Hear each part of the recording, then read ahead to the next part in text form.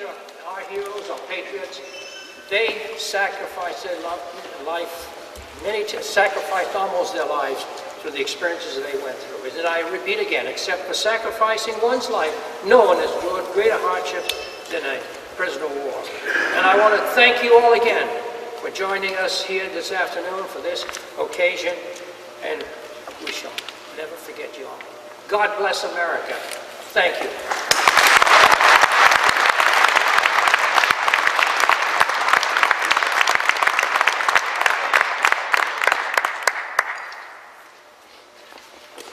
Colonel Charles Johnson, retired the President of the Tri-County Council of Vietnam Veterans, will lead the Prisoner of War Missing in Action Table Ceremony.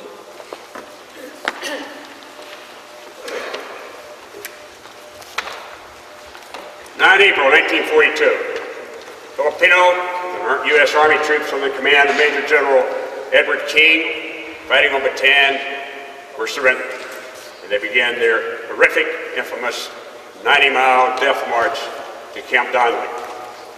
And there they remained in captivity until those who did survive were released in the spring of 1945. To your right front, you see a table. The small table, it occupies a place of dignity and honor.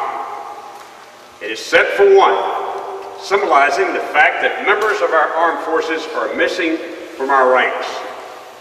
They are referred to as POWs and MIAs. We call them our comrades.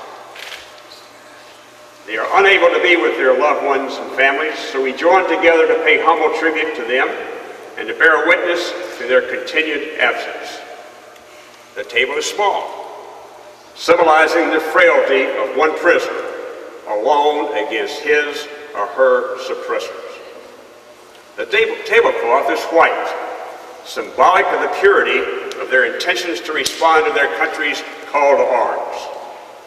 The single rose in the vase signifies the blood they may have shed in sacrifice to ensure the freedom of our beloved United States of America. This rose also reminds us of the family and friends of our missing comrades who keep faith while awaiting their return. The red ribbon on the case represents the red ribbon worn on the lapels of the thousands who demand, with unyielding determination, a proper account of our comrades who are not among us. A slice of lemon on the plate reminds us of their bitter fate. The salt sprinkled on the plate reminds us of the countless fallen tears of families as they wait. The glass is inverted. They cannot toast with us at this time. The chair is empty. They are not here. The candle is reminiscent of the light of hope that lives in our hearts to illuminate their way home, away from their captors to open arms of a grateful nation. The POW-MIA flag reminds us that many of them may never return and have paid the supreme sacrifice to ensure our freedom. Let us pray to the Supreme Commander that all of our comrades will soon be back within our ranks. Let us remember and never forget their sacrifice. May God forever watch over them and protect them and their families.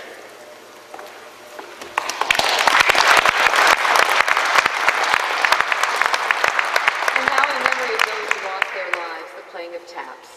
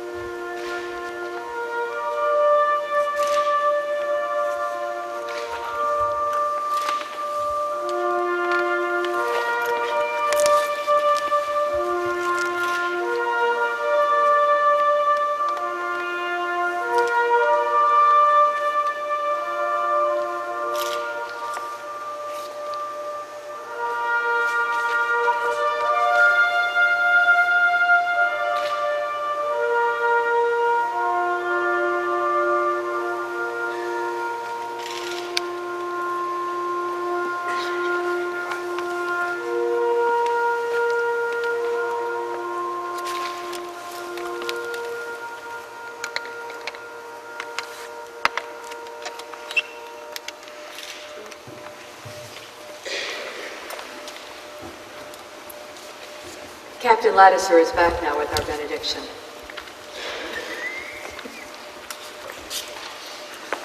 It's been a long program. Out of respect for our POWs, that would please be seated for the final blessing. Let's bow our heads and ask for God's blessing. Our loving God, we thank you for our lives with all its joys and sorrows. May the ceremony remind us how much those have suffered for us and may still be suffering, that we might be free. May we always keep our missing brothers and sisters close to our hearts and in our prayers until one day we are all reunited in glory. We ask this in your holy name. Amen. Some last special presentations from Fred Altman.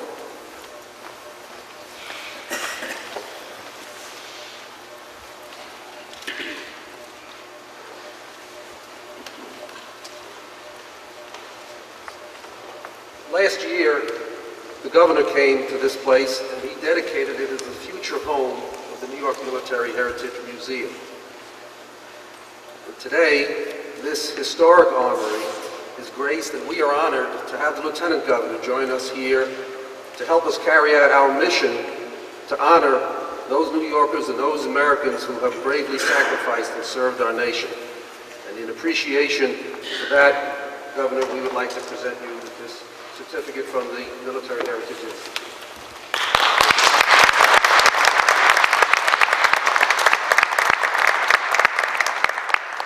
Dr. Brow, there's little that we can say or do that would add to the honor and distinction of the service that you and your comrades have given to our nation and to the state of New York.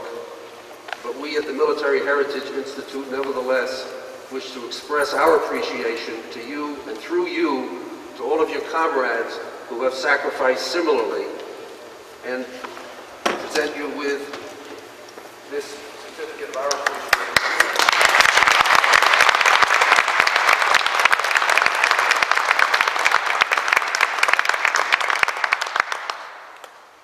Chapter sponsoring today's event, the Northeast New York chapter of the American Ex-POW Association, is represented here today by a past national president of the POW Association, Colonel John Edwards. You've met him.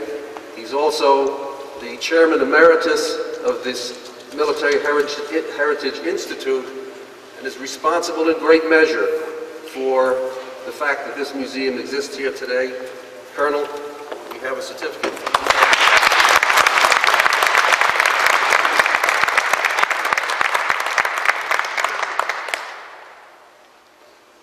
Finally, when we put on a program like this, you know, we're all amateurs. We're not really professional at it, but we appreciate when somebody comes forward from the community who possesses some of the skills and appreciation for our mission that some of us don't necessarily have. Today, a prominent member of the local media, Liz Bishop, has joined us and has helped us honor the ladies and gentlemen who have served so proudly and sacrificed so greatly, and we'd like to thank you too, Liz.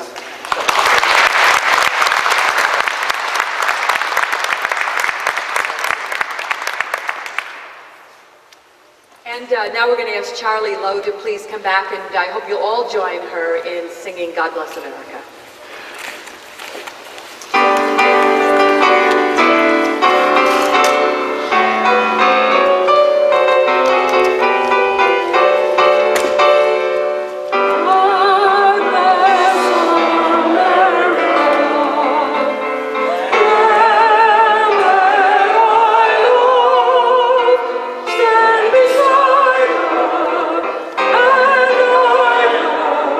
Through the night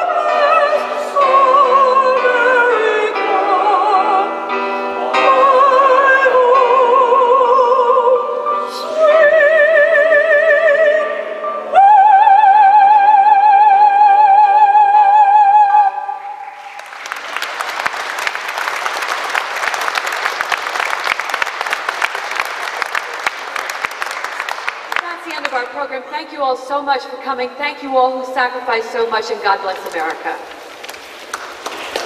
And refreshments are going to be served out in the lobby.